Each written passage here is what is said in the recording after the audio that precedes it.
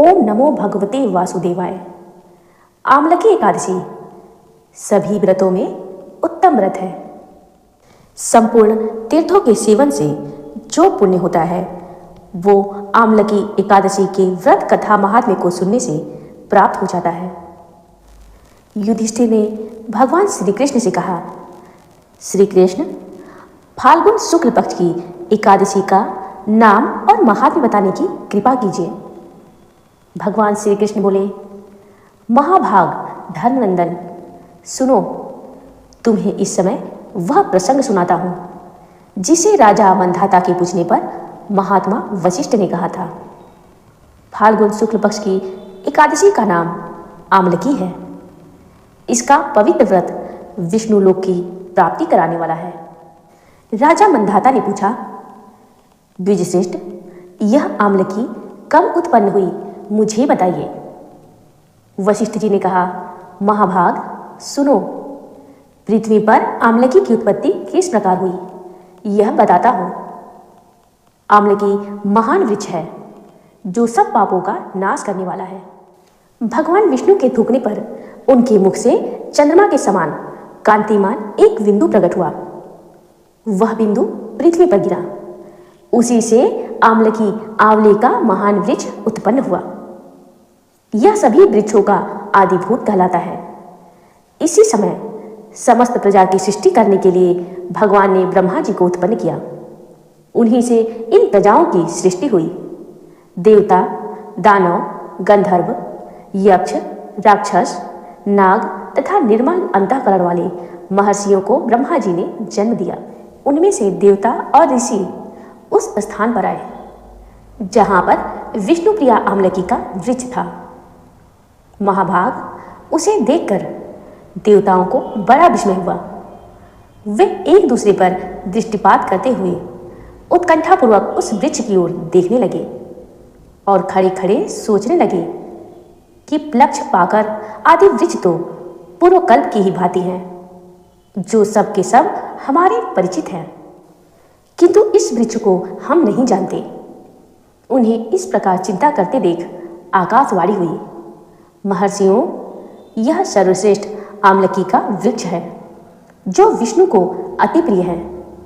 इसके स्मरण मात्र से गोदान का फल मिलता है। स्पर्श करने से इससे दूना और फल भक्षण करने से तिगुना पुण्य प्राप्त होता है। इसीलिए सदा प्रयत्नपूर्वक आमलकी का सेवन करना चाहिए। यह सब पापों को हरने वाला वैष्णव वृक्ष बताया गया है। इसके मूल में विष्णु, उसके ऊपर ब्रह्मा, स्कंध में परमेश्वर भगवान रुद्र, शाखाओं में मुनि, टहनियों में देवता, पत्तों में वसु, फूलों में मरुदगण तथा फलों में समस्त प्रजापति वास करते हैं। आमलकी को सर्वदेवमयी बताई गई है। अतः विष्णु भक्त पुरुषों के लिए यह परम पूज्य है। ऋषि बोले, अव्यक्त स्वरूप वाले बोलने वाले महापुरुष, हम लोग आपको क्या समझें? आप कौन हैं? देवता हैं या कोई और? हमें ठीक ठीक बताइए। आकाशवाणी हुई, जो संपूर्ण भूतों के कर्ता और समस्त भुवनों के स्रष्टा हैं, जिन्हें विद्वान पुरुष भी कठिनता से देख पाते हैं, वही सनातन विष्णु मैं हूं। देवाधिदेव भगवान विष्णु का कथन सुनकर उन ब्रह्म कुमार महर्षियों के नेत्र आश्चर्य से चकित हो उठे। उन्हें बड़ा विस्मय हुआ। वे आदि अंत रहित भगवान विष्णु की स्तुति करने लगे। ऋषि बोले, संपूर्ण भूतों के आत्मभूत आत्मा एवं परमात्मा को नमस्कार है। अपनी महिमा से कभी च्युत न होने वाली अच्युत को नित्य प्रणाम है। अंत रहित परमेश्वर को बारंबार प्रणाम है। दामोदर, सर्वज्ञ और यज्ञेश्वर को नमस्कार है। मायापति, आपको प्रणाम है। आप विश्व के स्वामी हैं, आपको नमस्कार है। ऋषियों के इस प्रकार स्तुति करने पर भगवान श्री हरि संतुष्ट हुए और बोले, महर्षियों, तुम्हें कौन सा अभिष्ट वरदान दूं? ऋषि बोले, भगवान, यदि आप संतुष्ट हैं तो हम लोगों के हित के लिए कोई ऐसा व्रत बतलाइए जो स्वर्ग और मोक्ष रूपी फल प्रदान करने वाली हो। भगवान श्री विष्णु बोले, महर्षियों, फाल्गुन शुक्ल पक्ष में यदि पुण्य नक्षत्र से युक्त द्वादशी हो तो वह महान पुण्य देने वाली और बड़े बड़े पातकों का नाश करने वाली होती है। द्विजवरों, उसमें जो विशेष कर्तव्य है उसको सुनो। आंवले की एकादशी में आंवले के वृक्ष के पास जाकर वहां रात्रि में जागरण करना चाहिए। इससे मनुष्य सब पापों से छूट जाता है और सहस्त्र गोदानों का फल प्राप्त करता है। विप्रगण, यह व्रतों में उत्तम व्रत है जिसे मैंने आप लोगों को बताया है। ऋषि बोले, भगवान, इस व्रत की विधि बतलाइए, यह कैसे पूर्ण होता है? इसके देवता, नमस्कार और मंत्र कौन से बताए गए हैं? उस समय स्नान और दान कैसे किया जाता है?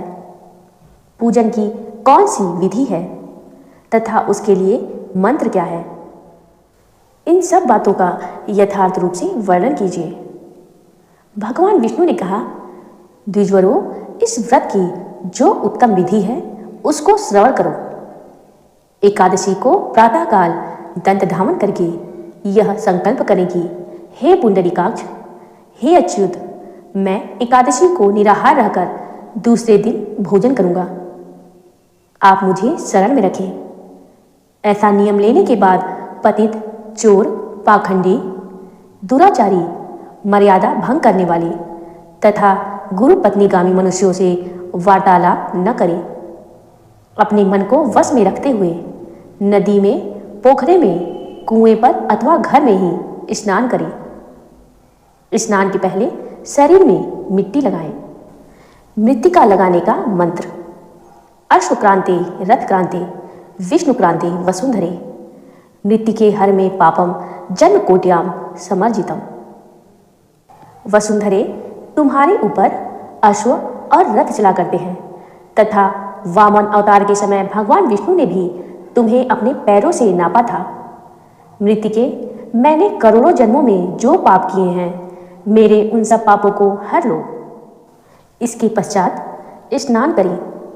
स्नान मंत्र: तौ मातः सर्वभूतानां जीवनम तत्तु रक्षकम स्वेद जुद्धि जजातीनां रसानां पतये नमः। स्नातोऽहं सर्वतीर्थेषु हृदयप्रस्थवरेषु च नदीषु देवखातेषु इदं स्नानं तु मे भवेत्। जल की अधिष्ठात्री देवी, मातः, तुम संपूर्ण भूतों के लिए जीवन हो।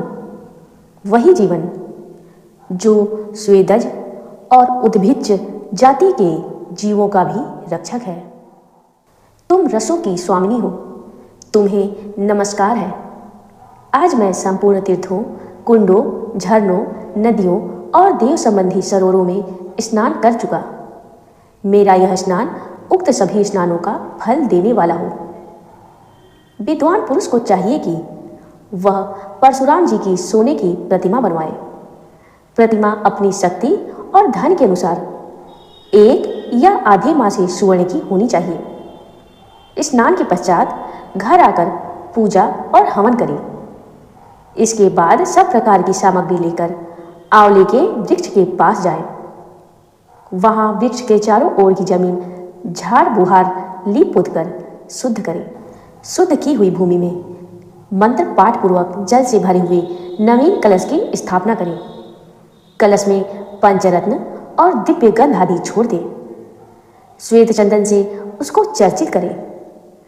कंठ में फूल की माला पहनाएं। सब प्रकार के धूप की सुगंध फैलाएं। जलते हुए दीपकों की श्रेणी सजाकर रखें। इसका तात्पर्य यह है कि सब ओर से सुंदर एवं मनोहर दृश्य उपस्थित करें।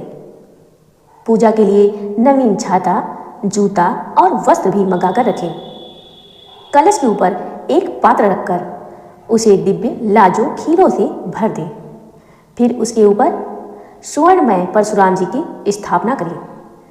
विश्वकाय नमः कहकर उनके चरणों की, विश्वरूपिणे नमः कहकर दोनों घुटनों की, उग्राय नमः से जांघों की, दामोदराय नमः से कटी भाग की, पद्य नाभाय नमः से उदर की, श्री वत्सधारिणे नमः से वक्ष स्थल की, चक्रीड़े नमः से बाईं बाह की, गदिने नमः से दाहिनी बाह की, वैकुंठाय नमः से कंठ की, यज्ञ मुखाय नमः से मुख की, विशोक निधये नमः से नासिका की, वासुदेवाय नमः से नेत्रों की, वामनाय नमः से ललाट की, सर्वात्मने नमः से संपूर्ण अंगों तथा मस्तक की पूजा करें। ये ही पूजा के मंत्र बताए गए हैं। तदंतर भक्ति युक्त चित्त से शुद्ध फल के द्वारा देवादिदेव भगवान परशुराम की पूजा करें और उनको अर्घ्य प्रदान करें। अर्घ्य प्रदान करते समय इस मंत्र का उच्चारण करें। नमस्ते देव देवेश जामदग्नि नमोस्तुते गृहाणार्घ्यमिमं दत्तमामलक्या युतम हरि। देव देवेश्वर जमदग्नि नंदन श्री विष्णु स्वरूप परशुराम जी, आपको नमस्कार है। आंवले के फल के साथ दिया हुआ मेरा यह अर्घ्य ग्रहण कीजिए। तदंतर भक्ति युक्त चित्त से जागरण करें। नृत्य, संगीत, वाद्य, धार्मिक उपाख्यान तथा श्री विष्णु संबंधिनी कथा वार्ता आदि के द्वारा वह रात्रि व्यतीत करें। उसके बाद भगवान विष्णु के नाम ले लेकर आंवले की वृक्ष की परिक्रमा 108 या 28 बार करें। फिर सवेरा होने पर श्री हरि की आरती करें। ब्राह्मण की पूजा करके वहां की सब सामग्री उसे निवेदन कर दें। परशुराम जी का कलश, 2 वस्त्र, जूता आदि सभी वस्तुएं दान कर दें और यह भावना करें कि परशुराम जी के स्वरूप में भगवान विष्णु मुझ पर प्रसन्न हो। तत्पश्चात आमलकी का स्पर्श करके उसकी प्रदक्षिणा करें और स्नान करने के बाद विधि पूर्वक ब्राह्मणों को भोजन कराएं। तदंतर कुटुंबियों के साथ बैठकर स्वयं भी भोजन करें। ऐसा करने से जो पुण्य होता है वह सब बतलाता हूँ। संपूर्ण तीर्थों के सेवन से जो पुण्य प्राप्त होता है तथा सब प्रकार के दान देने से जो फल मिलता है वह सब उपर्युक्त विधि के पालन से सुलभ होता है। समस्त यज्ञों की अपेक्षा भी अधिक फल मिलता है, इसमें तनिक भी संदेह नहीं है। यह व्रत सब व्रतों में उत्तम है, जिसका मैंने तुमसे पूरा वर्णन किया है। वशिष्ठ जी कहते हैं, महाराज, इतना कहकर देव देवेश्वर भगवान विष्णु वही अंतर्ध्यान हो गए। तत्पश्चात उन समस्त महर्षियों ने उक्त व्रत का पूर्ण रूप से पालन किया। नृपश्रेष्ठ, इसी प्रकार तुम्हें भी इस व्रत का अनुष्ठान करना चाहिए। यह व्रत मनुष्य को सब पापों से मुक्त कराने वाला है। जय श्री कृष्ण, जय श्री कृष्ण।